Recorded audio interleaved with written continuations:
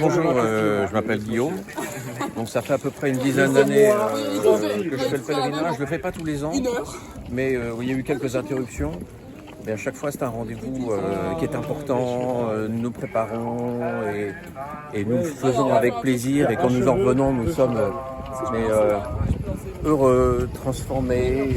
C'est une étape, un créneau dans l'année qui ne ressemble pas aux autres créneaux. Et ça, c'est important. Nous sommes dans une région qui est plutôt déchristianisée, la Normandie. Les églises sont plutôt vides.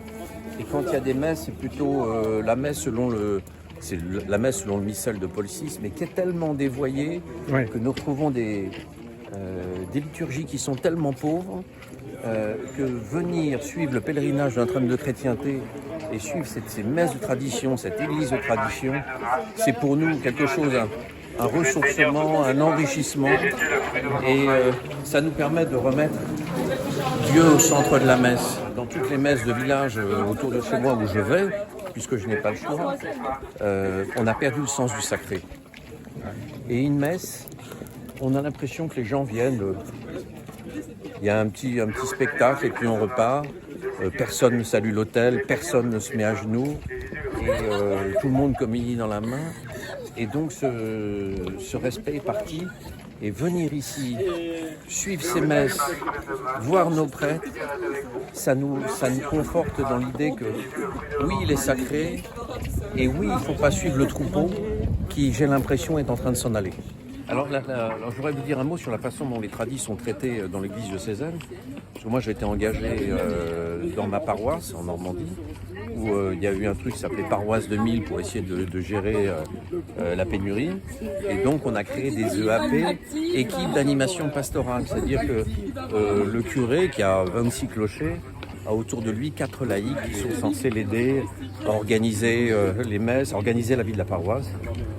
Et donc moi, j'avais dit, puisque nous avons des églises vides, essayons de proposer une messe traditionnelle, parce qu'il y a certainement des fidèles que ça va intéresser. Sachant que dans le diocèse d'Évreux, il y avait l'abbé Michel qui était à Tiberville, qui faisait la messe tridentine. Il avait église pleine.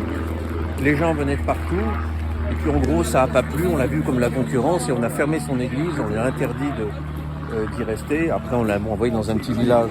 Et donc, il s'est retrouvé dans un petit village où il a mis une tente.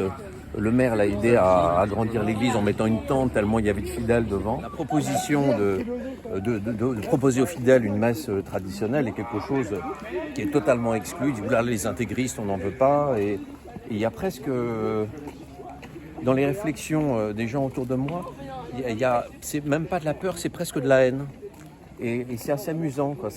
J'ai l'impression, comme c'est une église qui est en train de mourir, de voir que toute la jeunesse une grande partie de la jeunesse va vers la messe traditionnelle. On voit ça comme une concurrence, comme une crainte. Mais chez nous, il y a dans une paroisse de 26 clochers, il y a 30 gamins inscrits au catéchisme. Oui, le lien est rompu. Ça fait 2 générations. La génération des parents, ceux qui ont 30 et quelques années, ne connaissent pas la religion, on leur a jamais vraiment apporté l'évangile. Donc la génération d'après, c'est fini. Ça reste juste un rite de passage pour les quelques personnes qui font baptiser et pour lesquelles les enfants font leur communion. C'est le rite de passage parce que ça se fait, c'est l'occasion de se recevoir en famille, de s'échanger des cadeaux. Ouais, ça s'arrête là. Il y a tellement d'églises vides. Pouvoir en confier une à un prêtre qui serait captif, je suis sûr qu'elle serait pleine. Les gens feraient 50 km avec leur voiture pour y aller.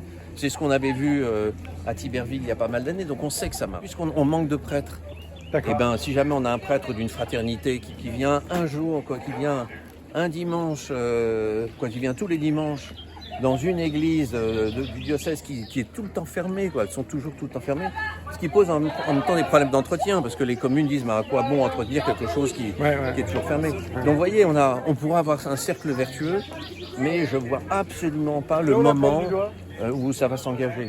Alors, d'autant plus avec les propos du pape, qui fait que les évêques sont encore moins ouverts à ça. Donc je vois pas la clé.